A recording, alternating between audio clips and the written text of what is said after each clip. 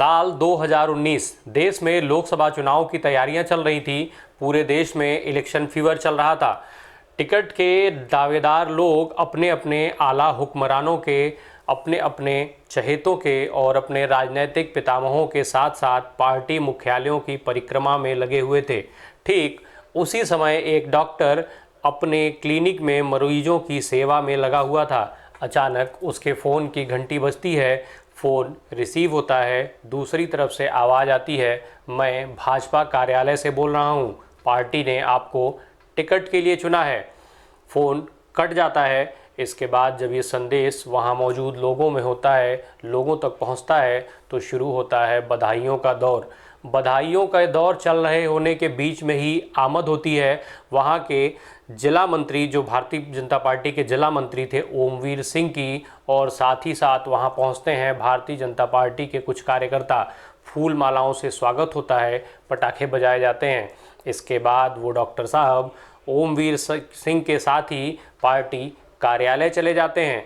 ये डॉक्टर थे डॉक्टर चंद्रसेन जादौन, और ये बात हो रही है फिरोज़ाबाद के लोकसभा सीट की, जब पार्टी ने उन्हें लंबे समय के बाद अचानक फ़ोन करके चुनाव लड़ने की सूचना दी थी। नमस्कार, माइंड यूरोप में आपका स्वागत। मैं राम प्रकाश राय। आज के अंक में बात फिरोज़ाबाद लोकसभा सीट की, जिसका लोकसभा क्रमांक है 20।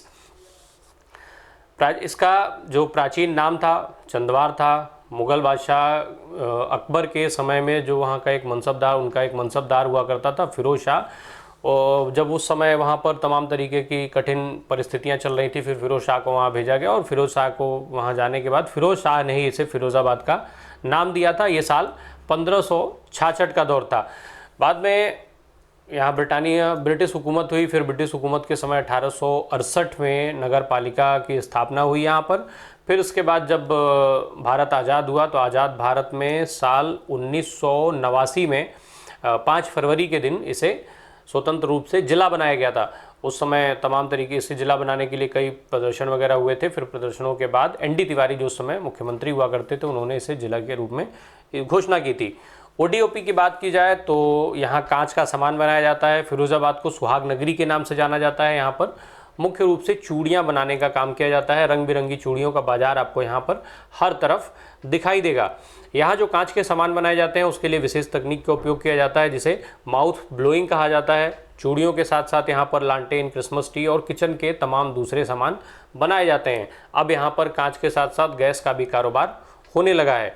राजनीतिक रूप से देखा जाए तो राजनीति की बात की जाए, लोकसभा में विधानसभा की 5 सीटें आती हैं, टुंडला, जसराना, फिरोज़ाबाद, सिकोहाबाद और सिरसागंज। इसमें 4 सीटें जो हैं वो भारतीय जनता पार्टी के पास है। तो सिरसागंज की जो विधानसभा सीट है वो समाजवादी पार्टी का उस पर कब्जा है। 2012 में यहाँ पर पहला चुनाव हुआ था, 2012 में और 2017 दोनों बार यहाँ पे सपा को जीत मिली। फिरोज़ाबाद लोकसभा का जो चुनावी इतिहास रहा है वो देखा जाए तो उस सीट पर किसी एक पार्टी का वर्चस्व नहीं रहा। यहाँ के लोगों का मूड समय समय पर बदलता रहा। साल 1957 में जब इस सीट पर लोकसभा के पहले चुनाव हुए तो लोगों ने निर्दलीय प्रत्याशी पर भरोसा दिखाया और बृजराज सिंह यहाँ से चुनाव जीत करके संसद पहुँचे थे। फिर उसके बाद अलग अलग चुनाव में अलग अलग लोगों को जीत मिली। 67 में सोशलिस्ट पार्टी को यहाँ पर जीत मिली। तो फिर 1971 के चुनाव में कांग्रेस पार्टी जीती। 1977 में चूँकि कांग्रेस के विरोध में पूरे देश में लहर चल रही थी इमरजेंसी के पास, तो भारतीय लोकदल के प्रत्याशी को यहाँ पर जीत मिली थी। रामजी लाल सुमन यहाँ से चुनाव जीते थे। उस समय एक खासी चर्चा में रहे थे। 26 साल की उम्र में चुनाव जीत करके संसद पहुँचे थे। बेहद युवा होने के नाते इनको अच्छी खासी चर्चा मिली थी। फिर 1980 में एक बार लोगों ने दोबारा यहाँ पर निर्दलीय प्रत्याशी पर भरोसा दिखाया। राजेश कुमार सिंह यहाँ से चुनाव जीते थे, बाद में विधायक भी रहे थे। 1984 में इस सीट पर कांग्रेस पार्टी की एक बार फिर वापसी हुई। गंगाराम यहाँ से चुनाव जीत करके संसद पहुंचे। तो 1989 में जनता दल के टिकट पर रामजी लाल सुमन यहाँ से दूसरी बार सांसद चुने गए थे।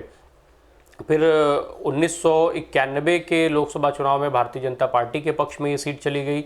जब हिंदूवादी लहर चल रही थी उस समय पर राम मंदिर आंदोलन के बाद तो प्रभु दयाल कठेरिया यहाँ से सांसद चुने गए। फिर इसके बाद 1996 और 1998 का चुनाव भी वो यहाँ से जीते। लगातार 3 चुनाव जीत करके वो सांसद रहे। फिर 1999 में समाजवादी पार्टी के टिकट पर रामजी लाल सुमन यहाँ से सांसद हुए। तो फिर 2004 में दोबारा यहाँ से वो सपा के ही टिकट पर चुनाव जीत करके संसद पहुँचने में कामयाब हुए थे।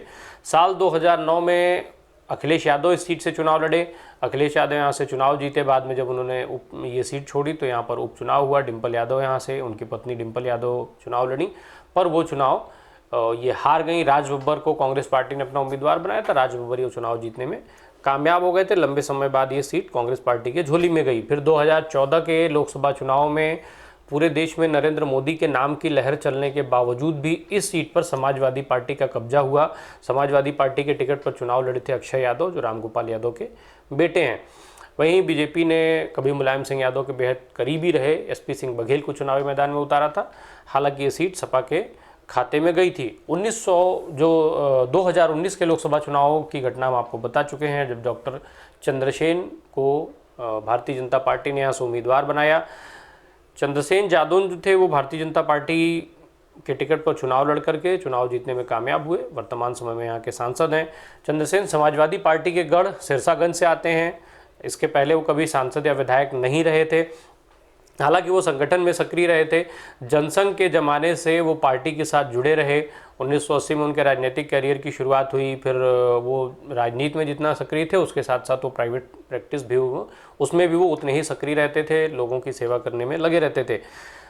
साल 1991 में इनको पहली बार पार्टी ने दायित्व सौंपा, तब ये मंडल के प्रभारी बनाए गए थे। फिर इसके बाद 1996 में ये घिरोर की विधानसभा सीट से भारतीय जनता पार्टी के टिकट पर चुनाव लड़े थे।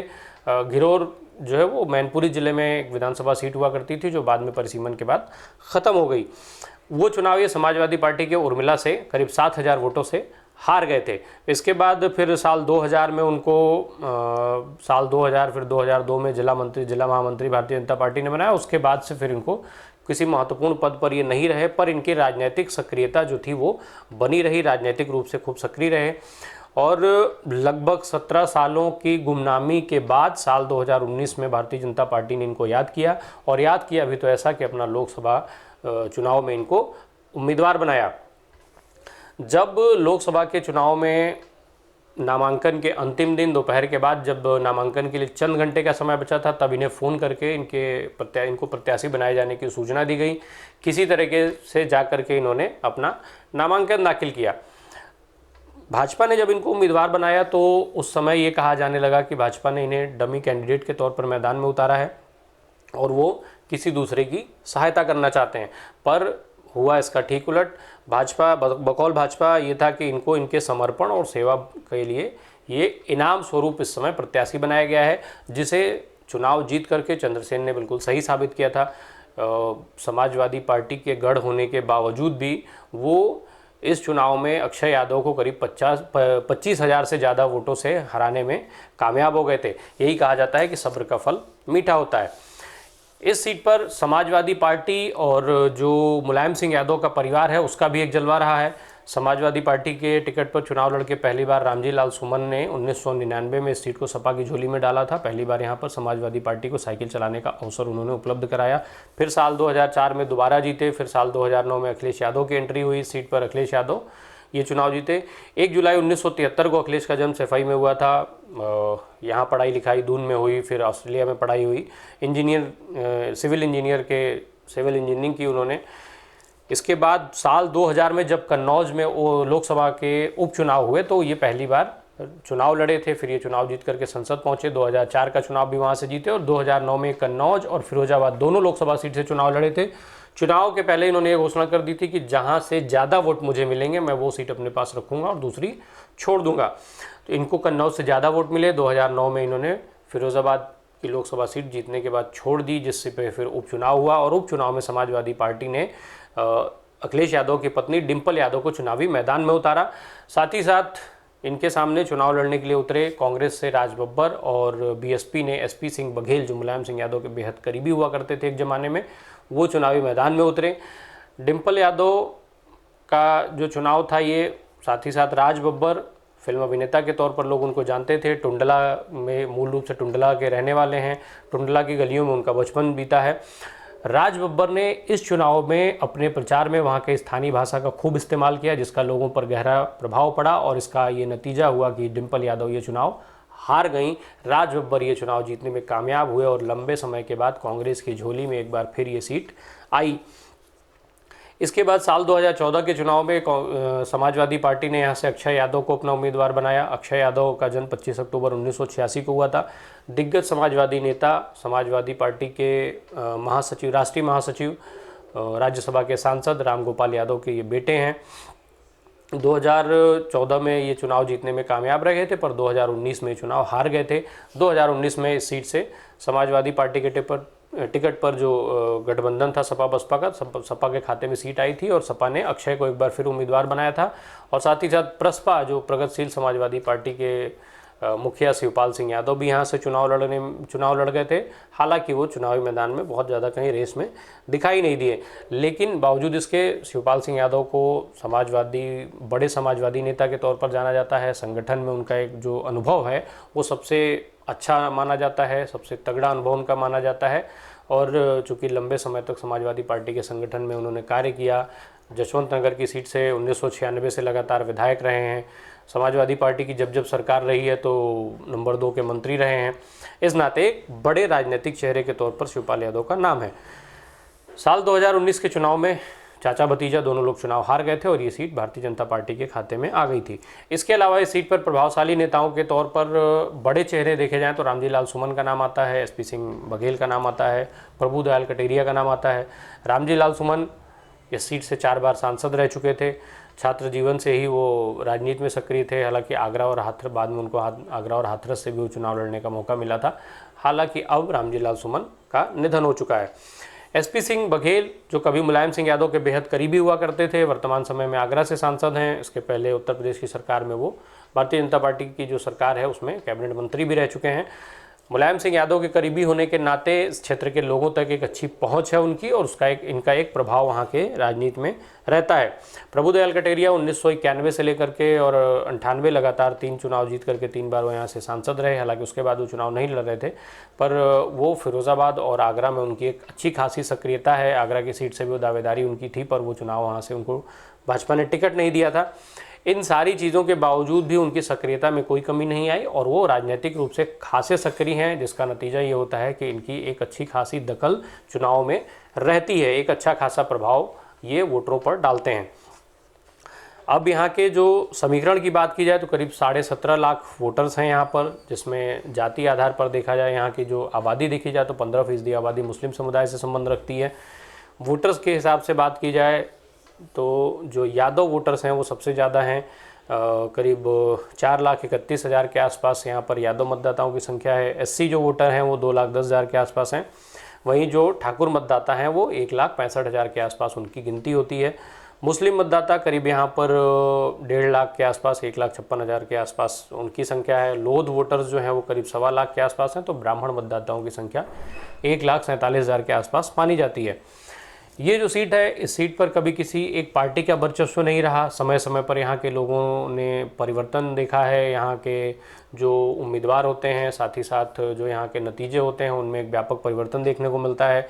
2009 में जो अखिलेश यादव के सीट छोड़ने के बाद उपचुनाव हुए थे, उसको छोड़ दिया जाए तो 1991 के बाद से यहाँ लगातार सपा और भाजपा में ही लड़ाई होती रही। बसपा ने यहाँ से कभी कोई चुनाव नहीं जीता, हालांकि लड़ाई में कभी कभार वो रही थी। यहाँ जो जाट और मुस्लिम का फैक्टर है, समीकरण है, वो बेहद महत्वपूर्ण रहा है। हालांकि जब भी इनमें बिखराव होता है तो नए समीकरण यहाँ पर पैदा होते हैं। ये बात फिरोज़ाबाद लोकसभा सीट पर प्रभावी नेताओं की हो गई। इसके अलावा उत्तर प्रदेश की दूसरी लोकसभा सीटों के जो प्रभावी नेता हैं और जो वहाँ का इतिहास है उसके बारे में जानने के लिए YouTube पर हमें सब्सक्राइब कीजिए, फेसबुक पर हमारे पेज को लाइक कीजिए। धन्यवाद।